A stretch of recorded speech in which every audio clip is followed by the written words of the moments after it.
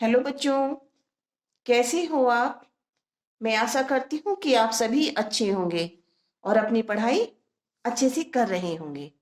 बच्चों, मुझे बहुत अच्छा लग रहा है कि आप सभी बच्चों को मेरे द्वारा पढ़ाया गया जो सब्जेक्ट है वो समझ में आ रहा है। जो मैं टॉपिक्स आपको पढ़ा रही हूँ वो आपको बहुत ही पसंद आ रहे हैं और सभी बच्चों का मुझे पॉजिटिव रेस्पॉन्स मिल रहा है। तो बच्चों, आप सभी ध्यान से थोड़ा सा अगर संस्कृत को समझ लेते हैं तो संस्कृत विषय जो है वो हमारा बहुत ही आसान हो जाता है। तो बच्चों, जो हमारा इस संस्कृत में टॉपिक चल रहा है वो है संधि। क्योंकि बच्चों, संधि सभी बच्चों को बहुत ही कठिन लगती है, लेकिन बच्चों अगर हम संधि को थोड़ा भी ध्यान से पढ़ लेते हैं तो हमारे लिए वो बिल्कुल इजी हो जाती है। तो बच्चों, मैंने पहली वीडियो में भी पढ़ाया है कि जो हमारी संधि है वो 3 प्रकार की होती है: स्वर संधि, व्यंजन संधि और विसर्ग संधि। तो बच्चों, जो हमारी स्वर संधि और व्यंजन संधि है वो हमने कंप्लीट कर ली है और आज हम अपना नया टॉपिक विसर्ग संधि शुरू करेंगे। सभी बच्चे अपनी नोटबुक लेकर बैठेंगे और ध्यान से इसके नियमों को समझेंगे। मैं आशा करती हूँ कि मैं आपको बिल्कुल आसान तरीके से समझाने का प्रयास कर रही हूँ कि आप उसको जो करेंगे तो तुरंत ही समझ में आ जाएगी। तो बच्चों, जिन बच्चों को मालूम नहीं है, सबसे पहले ध्यान देंगे विसर्ग संधि, यानी विसर्ग क्या होते हैं। बच्चों, जो हमारे संस्कृत में देखिए, जो शब्द है जैसे फल है और उसके बाद जो 2 बिंदियां सी आपको दिखाई देती हैं, यही हमारा विसर्ग है। यानी विसर्ग जो हमें ये दिखाई देती हैं 2 बिंदियां, ये हमारी विसर्ग होती हैं। बच्चों, जो हमारी संस्कृत होती है वो विसर्ग पे, हलंत पे और जो हमारा अनुस्वार होता है ये, उस पे हमारी ये जो अनुस्वार को मैंने अभी लास्ट वीडियो में भी पढ़ाया, समझाया अच्छे से। तो ये तीनों चीजों पर ही हमारी जो संस्कृत है वो डिपेंड करती है। चलिए, आप सभी बच्चे विसर्ग संधि की परिभाषा नोट करेंगे कि विसर्ग संधि होती क्या है। बच्चों, विसर्ग के साथ किसी स्वर या व्यंजन के मिलने पर उसमें जो परिवर्तन आता है वह विसर्ग संधि कहलाती है। यानी जो विसर्ग के बाद में स्वर आते हैं या व्यंजन आता है तो उनके मिलने से जो उसमें परिवर्तन होता है उसे ही हम विसर्ग संधि कहते हैं। बच्चों, विसर्ग संधि में विसर्ग से पूर्व तथा बाद में वर्णों का विशेष ध्यान रखना पड़ता है।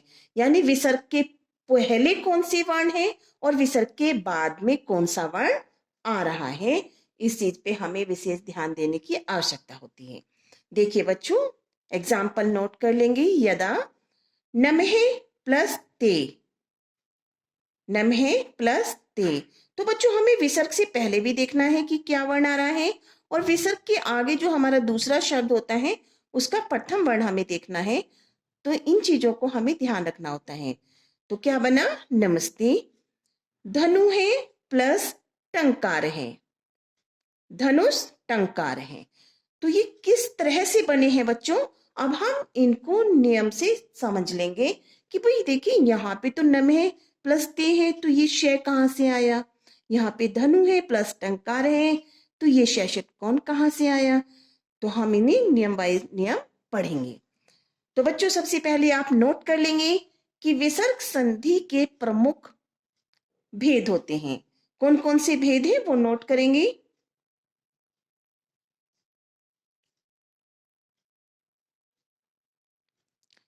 सबसे पहले है बच्चों सत्व संधि, सत्व संधि। सेकंड है रुत्व संधि और थर्ड है उत्व संधि। तो ये तीनों आप नोट कर लेंगे, सत्व संधि, रुत्व संधि और उत्व संधि। तो बच्चों, सबसे पहले हम सत्व संधि को पढ़ेंगे। बच्चों, सबको क्लियर दिखाई दे रहा है? देखिए, जो हमारी सत्व संधि है बच्चों, उसका सूत्र क्या है, नोट कर लेंगे। विसर्जन से विसर्ज नियस्य से। अब सूत्र का अर्थ क्या है बच्चों? ये बस आपको जो सत्व संधि है उसमें 4 नियम है, ये 4 नियम आपको ध्यान से देखने हैं बच्चों।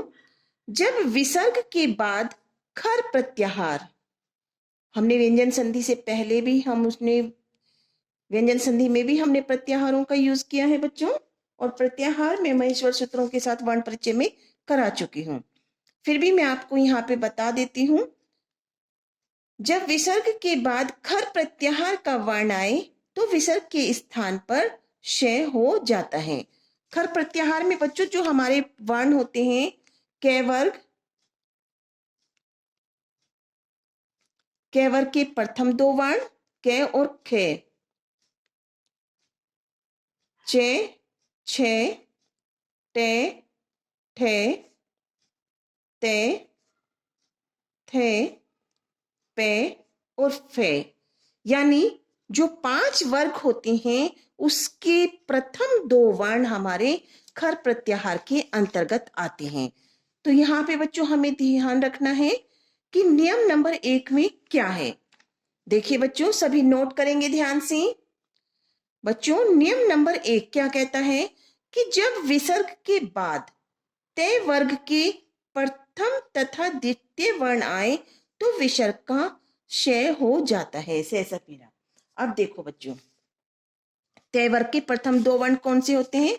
देखिए ये यहाँ पे है तय तरबूज तय तरमस, तो ये हमारे तय और थे, ये 2 वर्ण विसर्ग के बाद होंगे, तो नियम हमारा फर्स्ट नियम ये बता रहा है, तो वहां पे शेष फेरा हो जाएगा। कैसे? अब देखिए, यदा नमहे प्लस ते, तो बच्चों हमारा यहाँ पे तय वर्ग का प्रथम वर्ण आ रहा है, ठीक है।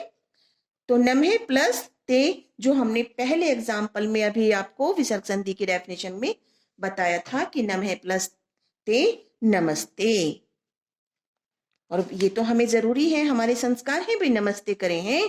तो बच्चों हमेशा ये ध्यान रखो, एक एक दो दो वर्ड आप अच्छे से अपने माइंड में सेट कर लीजिए ताकि आपको वो नियम अच्छे से याद रहे। हरि है प्लस तनोती, बच्चों यहाँ पे भी तय ही वर्ण आ रहा है, तो आपको देखिए बच्चों कैसे करना है, इसमें कोई भी कठिनाई नहीं आएगी, आप करके देख सकते हैं। कि देखिए बच्चों मैं आपको करके भी बता देती हूँ। नमः प्लस ते, तो बच्चों जो ये हमारा प्रथम शब्द है तो विसर्ग से पहले जो है इसको हमें ऐसे का ऐसे ही लिखना है। यहाँ पे जो बच्चों परिवर्तन हो रहा है वो विसर्ग में हो रहा है, ठीक है। कि अगर विसर्ग के बाद हमारा क्या आ रहा हो, तय, खर प्रत्याहार के जो प्रथम 2 वर्ण हैं उसमें से अगर हमारा तय और तय, तय वर्ग के प्रथम 2 वर्ण आते हैं तो तय का क्या बनता है बच्चों? शय, यानी विसर्ग और तय का जो मेल होता है उस पे से हमें शय बनाना है, ठीक है। तो किस प्रकार से हमने ये दोनों वर्णों को लिखा, विसर्ग का हमारा शय हो गया है और हमने इसको लिखा, और तय को जो दूसरा शब्द होता है उसी सेम हमें वैसे ही लिखना है, बस यहाँ पे विसर्ग के सामने तय आने पर वो किसमें शय शपेरा में चेंज हो जाता है, ये आप ध्यान रखेंगे। हो गया बच्चों, सबका समझ में आ गया होगा। सेकंड हम देख लेते हैं, इसमें भी तय ही वाला हमारा वर्ड है कि हरि है प्लस तनोती, तो वहां पे भी विसर्ग का हमारा शय शपेरा हो जाएगा। बच्चों हमें ये ध्यान रखना होता है हमेशा जिसमें हलंत लगा होता है उस वर्ण को हम आधा लिखते हैं। अब द्वितीय जो हमारा ये अगला एग्जाम्पल है हम इसे देखते हैं। भवते प्लस तुत्कार है, देखिए बच्चों तय वर्ग का यहाँ पे विसर्ग के सामने तय वर्ग का द्वितीय वर्ण आ रहा है, तो यहाँ पे विसर्ग का क्या होना है, यहाँ पे भी स ही होना है। तो पहले विसर्ग के पहले वाले वर्णों को हम ऐसे ही लिखेंगे बच्चों, और विसर्ग का हमें क्या करना है, आधा शेन, ठीक है। और दूसरा शब्द हम बिल्कुल सेम वैसे ही उतार देते हैं। भवत थुत्कार है, तो ये हमारा शब्द बन गया है बच्चों, ठीक है। सभी बच्चों को बिल्कुल अच्छे से समझ में आ गया होगा। अब देखिए बच्चों, नियम नंबर 2 क्या कहता है बच्चों, दिखाई दे रहा है, नोट कर लेंगे सभी बच्चे। विसर्ग नंबर 2, जब विसर्ग के बाद च या छ, ठीक है, आते हैं तो विसर्ग के स्थान पर श सलजम हो जाता है। अब ध्यान रखेंगे, हमारे जो प्रथम 2 वर्ण हैं वर्गों के, वो हमारे खर प्रत्याहार हैं और सत्व संधि में हमारा खर प्रत्याहार के वर्ण ही आने हैं। ठीक है, अब देखें क्या है हमारा बच्चों शब्द, राम है प्लस चलती। हम यहां पे करके देखते हैं, सभी बच्चे अपने आप भी करने की कोशिश करेंगे। राम है प्लस चलती। अब देखिए बच्चों, ये जो हमारा दूसरा वर्ग है च वर्ग, उसके प्रथम 2 वर्ण जब आते हैं तो ये हमारा श सलजम में कन्वर्ट हो जाता है। विसर्ग से पहले वाले शब्द को हम सेम वैसे ही लिखते हैं, हमने लिखा राम और इसको हमने से ऐसे, और दूसरे शब्द को हम वैसे ही उतार देते हैं, तो रामश चलती, ये हमारा वर्ड बन गया है। अब बच्चों ऐसे ही हमारा भानु है प्लस छलती, देखिए इसे भी हम करके देख लेते हैं। भानु है प्लस छलती। अब देखिए बच्चों, च वर्ग का द्वितीय वर्ण आ रहा, यहाँ पे छ आ रहा है विसर्ग के बाद, तो अब भी हमारा क्या होगा, श सलजम। तो विसर्ग के पहले वाला हमने भानु ऐसे ही लिखा और विसर्ग का क्या बन गया है, श सलजम, और छलती यानी दूसरे शब्द को हम सेम वैसे ही लिख देंगे, भानुष छलती। ठीक है बच्चों, समझ में आ गया होगा, अच्छे से समझ में आ रहा है बच्चों, करके देखिए। चलिए अब हम आगे बढ़ते हैं बच्चों। नियम नंबर 3, नियम नंबर 3 क्या कहता है बच्चों, जब विसर्ग के बाद ट तथा ठ आते हैं, यानी बच्चों जो हमारा कौन सा ट वर्ग है, तो वे दोनों वर्ण आने हैं, तो हमारा क्या बनेगा बच्चों, श षटकोण। ठीक है, तो श षटकोण हो जाता है। किस प्रकार से, देखिए हमने जब विसर्ग संधि की परिभाषा की है, मैंने उसमें 2 एग्जाम्पल बताए थे, नम है प्लस ते, नमस्ते, धनु है प्लस टंकार है, तो ये हमारा नियम नंबर 3 वहां पे यूज किया हमने। धनु है प्लस टंकार है, तो विसर्ग के बाद बच्चों ट वर्ग का प्रथम वर्ण आ रहा है, तो इसका क्या होगा, श षटकोण होगा। इसे भी हम ध्यान से करके देख लेते हैं। धनु है प्लस टंकार है।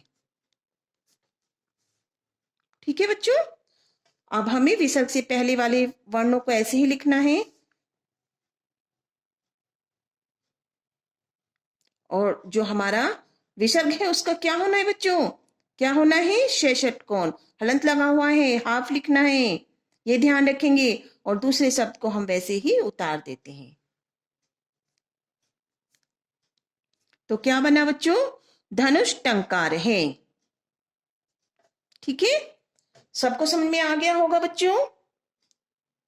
चलिए अब हम आगे शब्द देखते हैं, क्या है, ठगे प्लस ठगती। टे क्या हमारा दूसरा वर्ण टे वर्ग का क्या है बच्चों, ठे। चलिए अब हम इस एग्जाम्पल को भी करके देखते हैं, ठगे प्लस ठगती।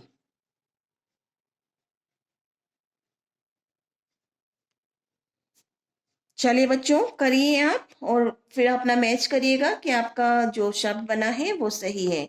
बिल्कुल आसान है, मुझे आशा है कि आप सभी बिल्कुल सही कर लेंगे।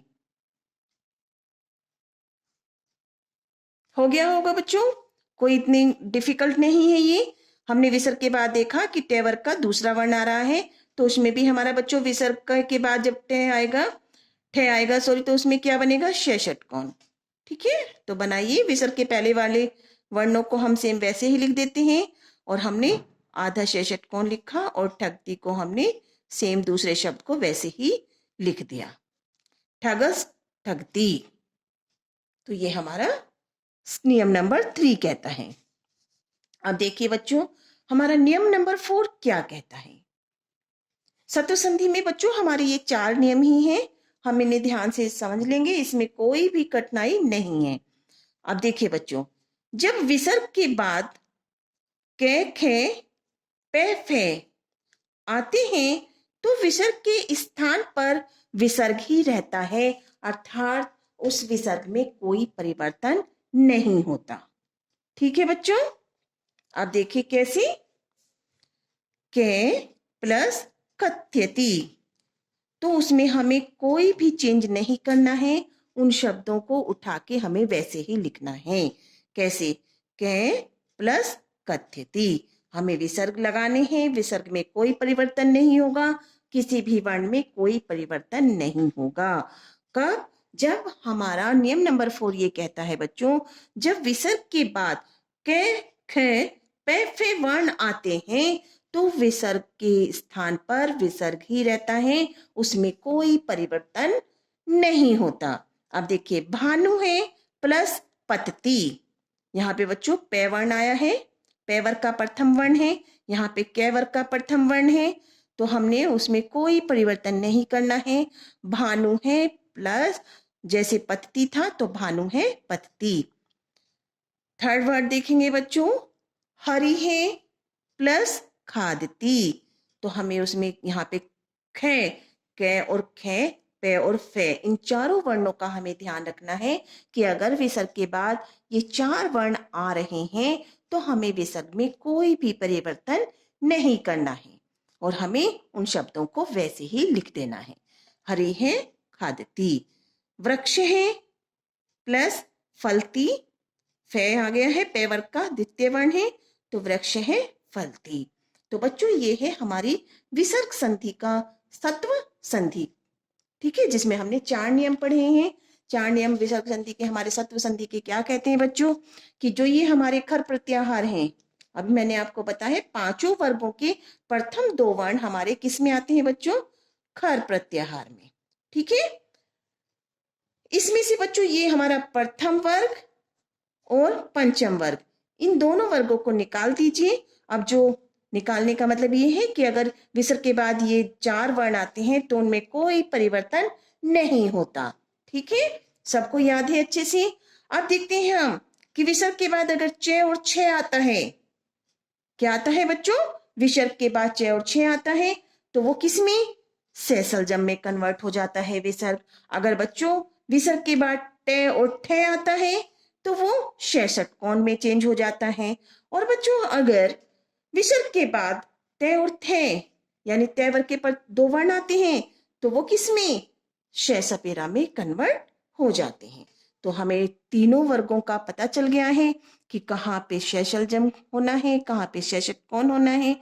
तो चलिए एक एक एग्जाम्पल आप अपने आप बुक से सर्च करेंगे, उन्हें लिखेंगे और उन्हें करके देखेंगे।